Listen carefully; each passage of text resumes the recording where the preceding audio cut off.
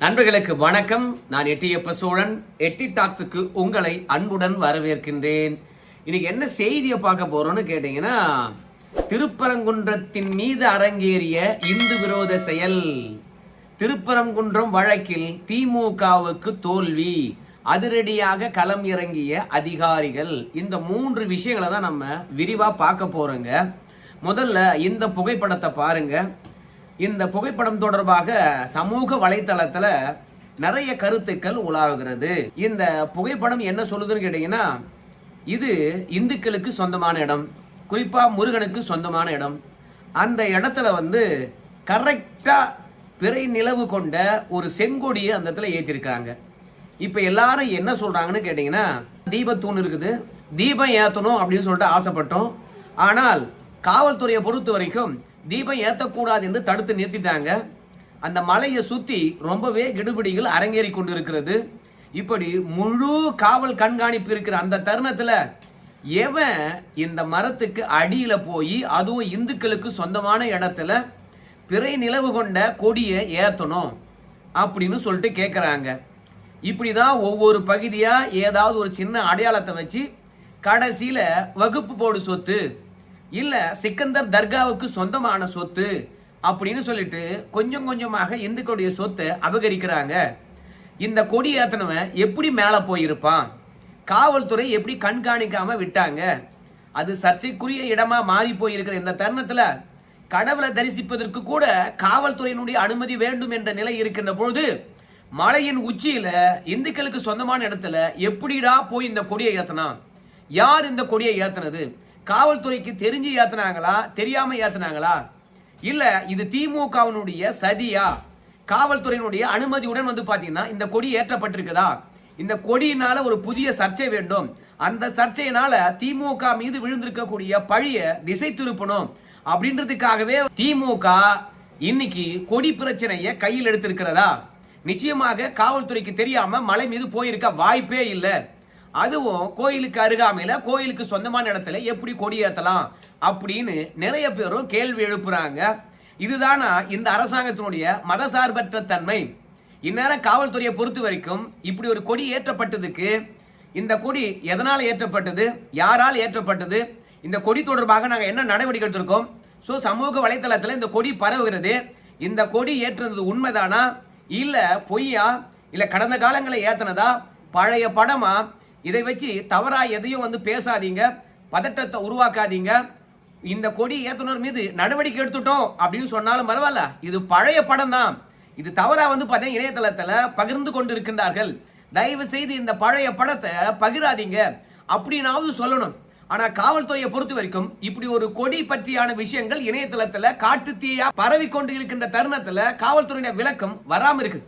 ஏன் காவல்துறையானது இந்த கொடி பற்றியான விவரங்களை தெரிவிக்கல? இப்ப எல்லாரும் என்ன சொல்றாங்க கேட்டீங்கன்னா, அந்த கொடியை அகற்றுங்க, அந்த இடத்துல சேவர் கொடியை ஏத்துங்க.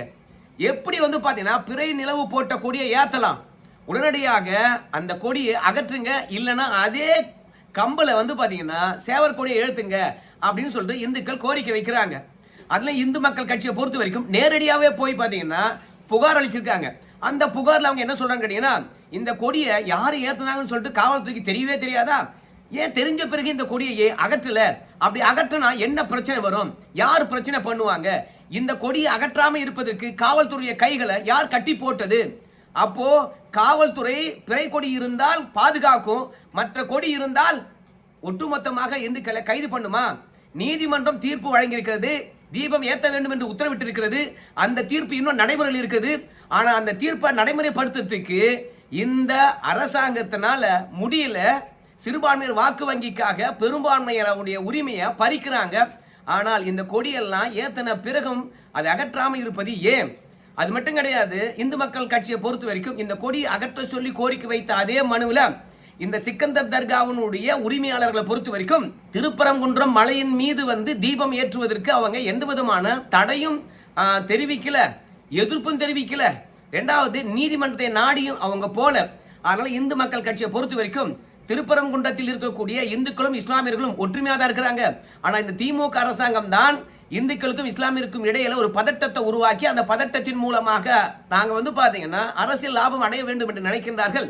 சோ தீபம் ஏற்றுவதற்கு நீதிமன்றம் உத்தரவிட்ட பிறகும் அமைதி காத்த இல்ல ஆதரவு தந்த எதிர்ப்பு தெரிவிக்காத ஒட்டுமொத்த இஸ்லாமியர்களுக்கும் நன்றி என்று இந்து மக்கள் கட்சியானது புகார் தெரிவிக்கின்ற அந்த கடிதத்திலேயே தந்திருக்கிறாங்க. ஏன் தெரியுமா? காவல்துறை மட்டும்தான் நீதிமன்ற தீர்ப்பை நிறைவேற்றக்கூடாது என்று தடை விதிக்குது. இஸ்லாமியர்கள்லாம் எந்த இடத்திலும் சரி இதுக்கு எதிர்ப்பு தெரிவிக்கல அப்படின்னு இந்து மக்கள் கட்சியை ஊர் உலகத்துக்கு தெரியட்டும் அப்படின்றதுக்காக அந்த புகார் மனுவிலே தெரிவிச்சிருக்காங்க. இப்படி இஸ்லாமியர்கள் பொறுத்த வரைக்கும் இந்த தீபம் ஏற்றுகின்ற விஷயத்துல நடுநிலையா இருக்கின்ற இந்த தருணத்துல இப்ப இந்துக்களுக்கும் இஸ்லாமியர்களுக்கும் இடையில பிரச்சனை உருவாக்கும் விதமாக இந்த கொடியை யாரோ ஒரு சமூக விரோதி ஏற்றிருக்கிறான். அந்த சமூக விரோதியை கண்டுபிடிக்கணும், கொடியை பாத்தீங்கன்னா அகற்ற வேண்டும் என்று இந்து மக்கள் கட்சியானது புகார் அளித்திருக்கிறது. ஆனா இது வரைக்கும் அதை எடுத்தாங்களா இல்லையா என்ற விவரமானது நமக்கு தெரியல. அது மட்டும் கிடையாது, இந்த திருப்பரங்குன்றம் வழக்குல திமுகவுக்கு படுதோல்விதான் அடைய போகுது. இன்னொரு விஷயத்தையும் சொல்றேன் பாருங்க, இஸ்லாமியர்களுக்கு அவமானம் ஆக போகுது. திமுக அரசாங்கம் அதைத்தான் செஞ்சுக்கிட்டு இருக்கிறது. ஏன் தெரியுமா? நம்ம ஏற்கனவே நேற்று பேசியிருந்தோம். நம்முடைய எட்டியப்பன் சோழன் சேனல்ல பாத்தீங்கன்னா இந்த மாதிரி திருப்பரங்குன்றம் மலையின் மீது இருக்கக்கூடிய தீபத்தூணை பொறுத்த வரைக்கும் நில அளவை கல் கிடையாது.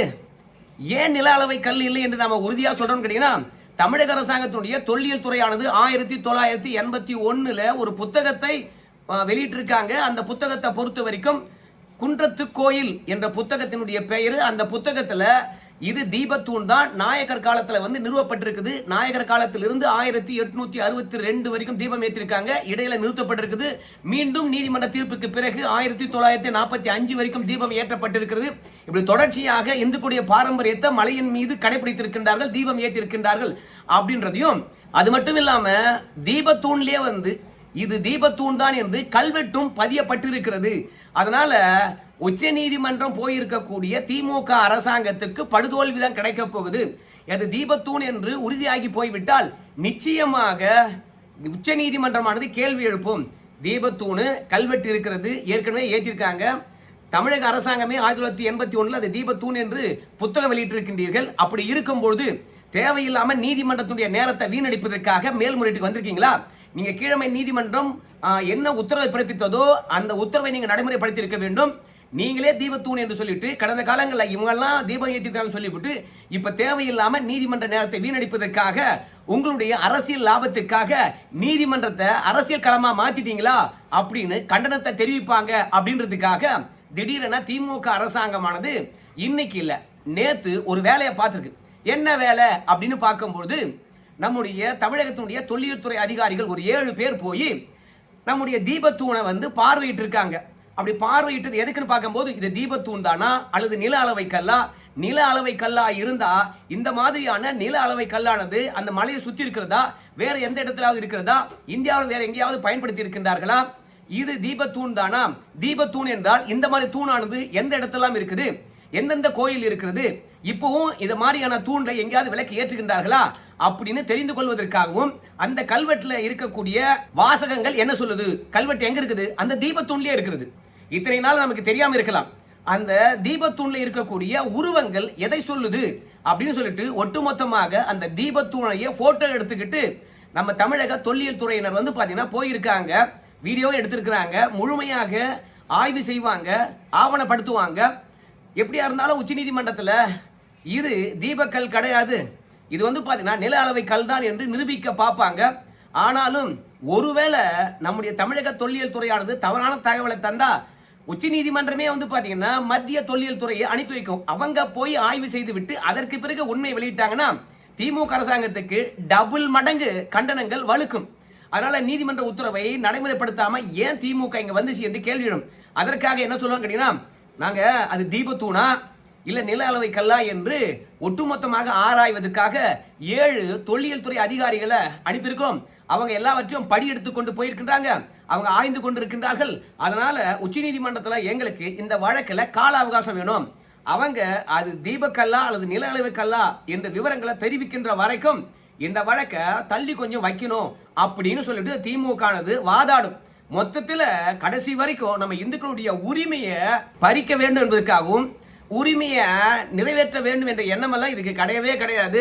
ஸோ தேர்தல் நெருக்கமாகி போயிடுச்சு. சிறுபான்மைகள் வாக்குகளை பார்த்தீங்கன்னா விஜய் அவர்கள் பெற்று விட்டாலும் பெற்று விடுவார். அதனால தயவு செய்து இந்த தீபத்தூண் விஷயத்தை ஸ்ட்ராங்கா பிடிப்பு என்பதற்காக தான் ஒவ்வொரு சதி வேலையிலும் திமுக இறங்கி இருப்பதாக சொல்றாங்க.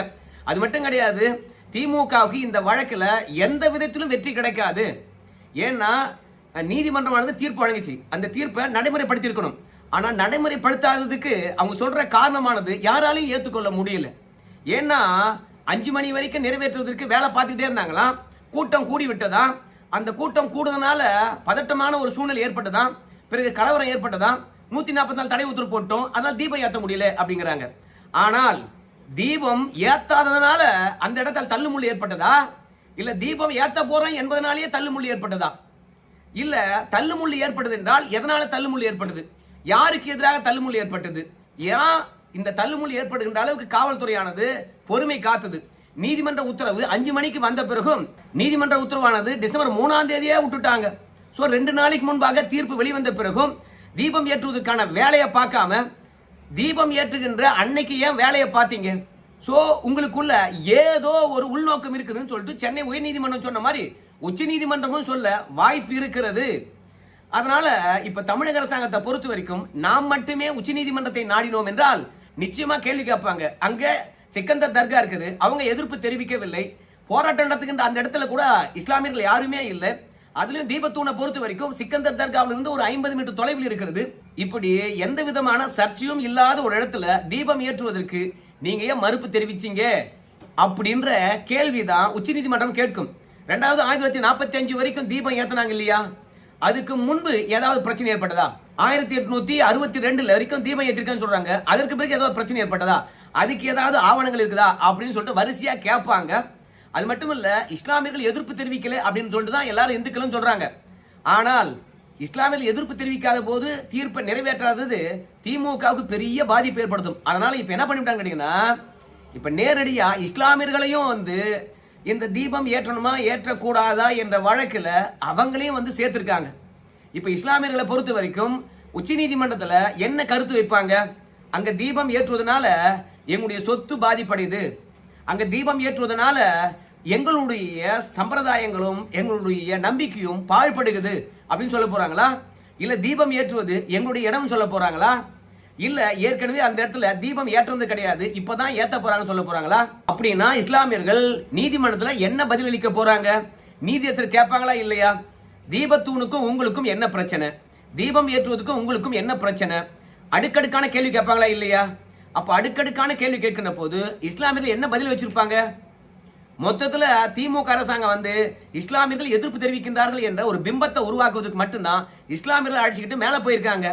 ஆனால் இந்த தீபம் ஏற்றுகின்ற விஷயத்துல இதுநாள் வரைக்கும் பொது தளத்திலேயோ இல்ல திருப்பரங்குன்றத்திலேயோ எந்த இடத்திலும் பாத்தீங்கன்னா தீபம் ஏற்றுவதற்கு இஸ்லாமியர்கள் எதிர்ப்பு தெரிவிக்கவே இல்லை. உச்ச நீதிமன்றத்துக்கு இஸ்லாமியர்களை அழைச்சிட்டு போயிருக்காங்க. அப்ப நீதிமன்றம் கேட்கின்ற கேள்வியில இஸ்லாமியர்களை திமுக அரசாங்கம் அவமானப்படுத்தி அனுப்ப போகுது. அதனால தான் இஸ்லாமியர்கள் பாத்தீங்கன்னா இந்த வழக்குல சேர்த்திருக்காங்க. தொல்லியல் துறையானது 7 பேர் இறங்கி அதை ஆய்வு செய்யறாங்களாம். அது கால அவகாசம் வேண்டும் என்று உச்ச நீதிமன்றத்தில் வெள்ளிக்கிழமை இருக்கின்ற வழக்குல கேட்க போறாங்க. அப்படி கால அவகாசம் கேட்டாங்கன்னு வச்சுக்கலாம், டிசம்பர் 17ஆம் தேதி இங்க நம்முடைய GR சாமிநாதன் அவர்களை பொறுத்த வரைக்கும் தலைமைச் செயலாளரும் நம்முடைய துணை DGP அவர்களும் பாத்தீங்கன்னா காணொலி வாயிலாகவும் மதுரை கலெக்டரும் மதுரை காவல்துறை ஆணையரும் துணை ஆணையரும் நேரடியாகவும் ஆஜராக சொல்லியிருக்காங்க. அந்த வழக்கம் தள்ளி போகும். மொத்தத்தில் இந்த வழக்கு கொஞ்சம் கொஞ்சமாக மக்கள் மறக்கணும், மக்கள் பேசுபடு பொருளாகவோ ஊடகத்தில் பேசுபடு பொருளாகவோ இல்லாத ஒரு சூழ்நிலை உருவாக்கணும். அதற்கு பிறகு நம்ம போய் நீதிமன்றத்தில் நமக்கு சாதகமான தீர்ப்பு வாங்கிட்டு வந்துடணும். அதற்கு பிறகு என்றென்றைக்கும் பார்த்தீங்கன்னா தீபம் ஏற்றாத ஒரு சூழ்நிலை உருவாக்கணும் அப்படின்னு திமுக நினைக்குதுன்னு தெரியல. ஆனால் எந்த சூழ்ச்சியாலும் இந்துக்களுடைய வெற்றியை தடுக்கவே முடியாது, அது எல்லாருக்கும் தெரிஞ்ச விஷயம்தான். ஆனால் இந்த கொடி ஏற்றிருக்காம பாரு, அந்த கொடி தொடர்பாக சில பேர் என்ன கருத்து தெரிவிக்கிறாங்க, அது மயில் கொடி தாயா, செந்தில் ஆண்டவனுக்காக அந்த செந்தில் ஆண்டவனுடைய இடத்திலே கொடி ஏற்றிருக்காங்க, நல்லா பாருடா அப்படின்னு சில பேர் சொல்றாங்க. ஆனால் எந்த கொடியா இருந்தா எனக்கு என்னையா, இந்த கொடியால பிரச்சனை வருமா இல்லையா? அப்ப இந்த கொடியை ஏத்தனவன் யாரு, அவனை பார்த்து தடுத்து நிறுத்தணுமா இல்லையா? காவல்துறையினுடைய அனுமதியுடன் ஏத்தனானா? ஏன்னா அவ்வளோ பாதுகாப்பு அம்சங்கள் இருக்கின்ற போது இந்த கொடி ஏற்றத்துக்கு மட்டும் இல்ல, அந்த கொடியை நடுறதுக்கு பள்ளம் நோன்ற வரைக்கும் எப்படி நேரம் கிடைச்சது? கொடியை எப்படி எடுத்து போனாங்க, கம்பு எப்படி எடுத்துட்டு போனாங்க? அப்போ காவல்துறை இதை தெரிந்தே செஞ்சதா இல்ல தெரிந்தே அனுமதித்ததா அப்படின்னு தான் கேள்வி. இது சேவல் கொடியாகவே இருந்தாலும் இந்த தருணத்தில் அங்க ஏற்றுவது பிரச்சனை தருமா இல்லையா? அதனால என்னை பொறுத்த வரைக்கும் திமுகவுக்கு உச்ச நீதிமன்றத்துல திருப்பரங்குன்ற வழக்குல படுதோல்வி கிடைக்க போது, இஸ்லாமியர்களை அழைச்சிட்டு போய் வேற அவமானப்படுத்த போறாங்க. சோ இந்து விரோத செயலை திருப்பரங்குன்ற மலையின் மீது எவனோ அரங்கேற்றி இருக்கின்றான். நம்முடைய சகோதரர்களாக இருக்கக்கூடிய இஸ்லாமியர்களும் இந்துக்கும் இடையில ஒரு பிரச்சனை உருவாக்க வேண்டும் என்ற மன நோயாளி இந்த கொடியை ஏற்றிருப்பது போல எனக்கு தெரியுது. இந்துக்களாக இருந்தாலும் சரி, இஸ்லாமியர்களாக இருந்தாலும் சரி, இந்த மாதிரியான தவறான செயல்களில் இருந்து கொஞ்சம் விலகி நிற்க வேண்டும். இதை கண்டு பதட்டம் அடையக்கூடாது, முதிர்ச்சியாக செயல்பட வேண்டும். நம்மளுக்குள்ள 2 பேரும் சண்டை இடணும். இந்த சண்டையை வச்சு பாத்தீங்களா, திருப்பரங்குன்ற மலையில அந்த தீபம் யாத்தினா பிரச்சனை வந்துடும். இப்போது அடிச்சுக்கிட்டாங்க பாருங்க இந்துக்களும் இஸ்லாமியர்களும். சோ அது சர்ச்சைக்குரிய பகுதி, அந்த இடத்துல தீபம் ஏற்றக்கூடாது என்று சொல்லிட்டு இந்த கொடி மூலமாக தீபம் ஏற்றத்துக்கு மூடு விழா நடத்தணும் என்று எவனோ செஞ்சிருக்கலாம். சோ அதனால இஸ்லாமியர்களும் இந்துக்களும் கொஞ்சம் பக்குவமா நடந்துக்கிட்டாங்கன்னா யாருக்கும் எந்த பாதிப்பும் இல்லை என்பதா என்னுடைய கருத்து. எல்லா அரசியல் கட்சி தலைவர்களும் இதுக்கு கண்டனம் தெரிவிக்கல. அதிமுக மற்றும் பாஜக போன்ற சில கட்சிகள் மட்டுமே கண்டனம் தெரிவித்திருக்கிறார்கள். சரி நண்பர்களே, இந்த வீடியோ தொடர்பாக உங்க கருத்தை சொல்லுங்க. நன்றி.